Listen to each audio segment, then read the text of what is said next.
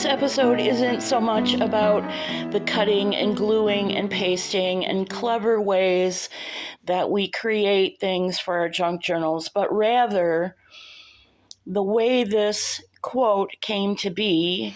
Let's start with the opening music. It's Bourrée by Johann Sebastian Bach, arguably one of the greatest composers who ever lived, and some would say, with some validity, that he was the greatest composer who ever lived. However, this is not the version I wanted. This is adequate. It's Bourrée. It's executed passably, but I find it very heavy-handed, and I would have preferred to have a recording on a period instrument showing off the delicacy of the music rather than this piano version. But it's the music I wanted, so I kept it. If you remember, on December 31st, I did an episode talking about the cover and binding I wanted, and you also will know that it was somewhat of a struggle, but I ended up with something similar to what I wanted, and so I kept that. So where did the quote come from? Kind of from my own head and kind of not. I was putting wax paper over the sari silk reinforcements on the folios, and I thought to myself, is this really going to be another project that I do, that I struggle with?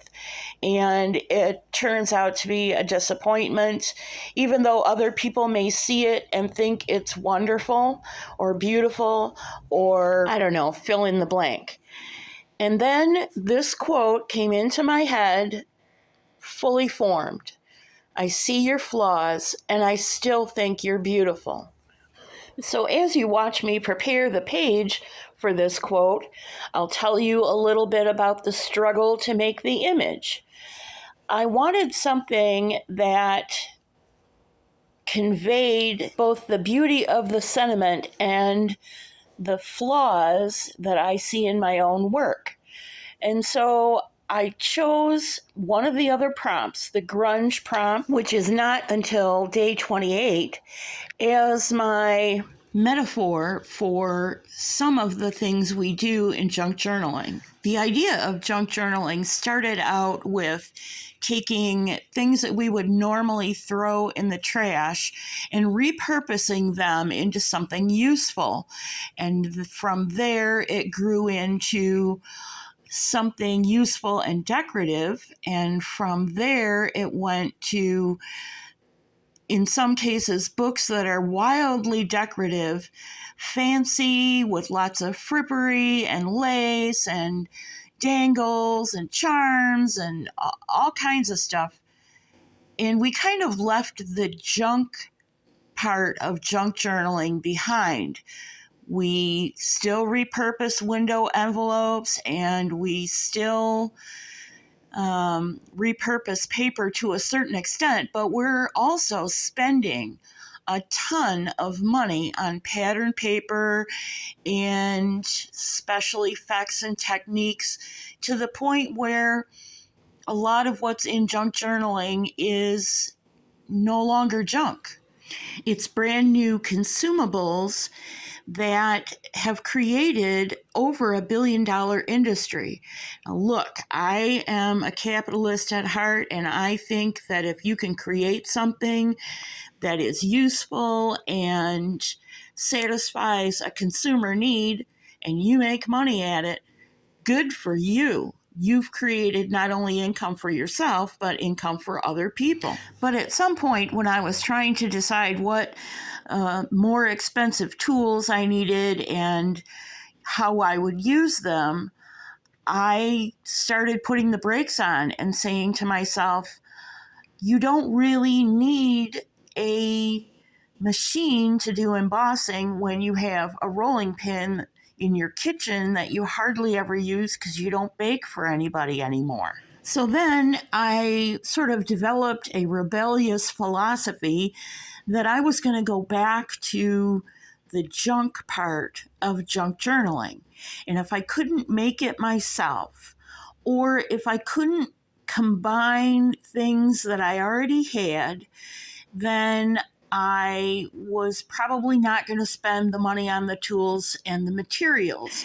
And if I was going to spend money on tools, the tools better do everything but my dishes. And if they do my dishes, that's fabulous. As far as materials go, I create a lot of my own backgrounds and masterboards, and then I print those out and cut them up and make other kinds of prints with them. I'm constantly recycling everything I create myself.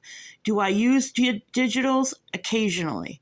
Do I use purchased materials? Yes, only when I think I cannot create the image myself. You're going to say to me, well, alpacamade, that's all well and good, but what does that have to do with grunge, which is where you left off in explaining this image 2 minutes ago? When I think of grunge, I think of sort of the opposite end of the decorative spectrum. So if one spectrum is lacy and has glitter and jewels and fairies and, all that kind of stuff, and the other end would be grunge, things where we purposefully distress and make decorative choices that make things look old and beat up and used and worn. And one of those is the distressing technique you're watching me do.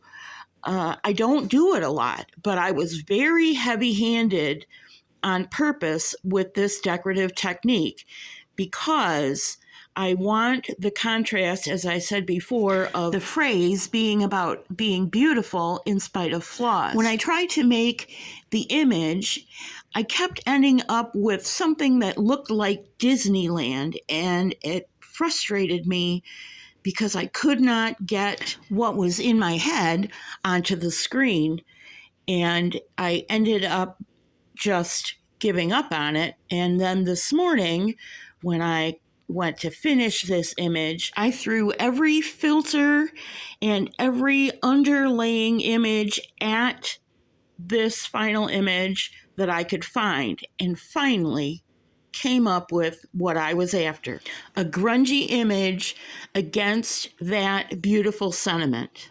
And that was good news. The bad news is, for you anyway, I can only show you a mock-up of the page because I have to go actually print this digital image and do a paste up. And you'll see that on Grunge Day. I hope you enjoyed the story of this image and what I chose to do for Junk Journal January Day 2, the quote day. And I'd like to encourage you to go and watch the other creators, the other 30 creators who are doing one prompt each day.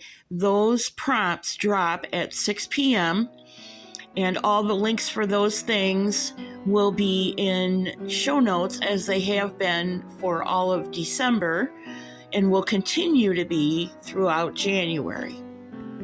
Junk Journal July 2023 was my very first Junk Journal make-along, and I found it to be very inspirational because these other creators, some of them are fabulous storytellers. And so even if you don't go and follow their make-alongs because you want to make along with us, go listen to the stories of how they come up with the different inspirations based on the prompts. There were 3 of them last July that I watched almost everything they did, whether they were featured or whether they were just, it was a regular make-along day and they were just making along like I am. The stories were fantastic, and I really appreciated listening to what they had to say about their inspiration. And if you're like me and you like a good story, I think you will too. That's it for today's episode. Thanks so much for joining me. God bless you, and I'll see you real soon, like tomorrow.